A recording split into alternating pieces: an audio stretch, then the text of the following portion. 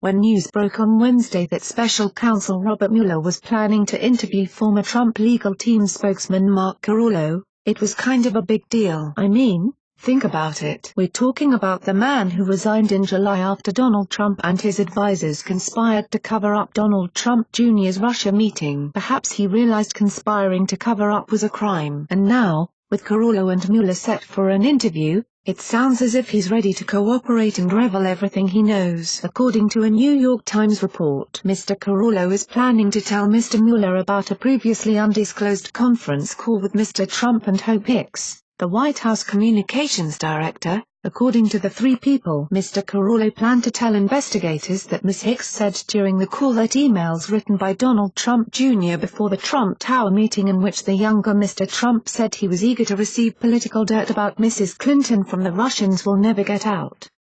That left Mr. Carollo with concerns that Ms. Hicks could be contemplating obstructing justice, the people said. Naturally, a lawyer for Hope Hicks has denied the allegations. As most reporters know, it's not my practice to comment in response to questions from the media. But this warrants a response, said the lawyer, Robert P. Trout. She never said that. And the idea that Hope Hicks ever suggested that emails or other documents would be concealed or destroyed is completely false. Nevertheless, unless Hicks cuts a plea deal, she is most likely destined for charges from Mueller. It's hard enough to imagine a Trump advisor knowledgeable of a Trump plot to obstruct justice, and it's even harder to imagine an advisor offering up ideas on how he could do so. But when you talk about withholding or destroy evidence, it's not going to end well for you. Hope Hicks should have learned by now that there's no way to truly destroy an email, because copies will always exist on a device or server somewhere. Regardless, this news suggests that her interview with Mueller late last year is sure to raise questions now that perhaps weren't raised then. That said,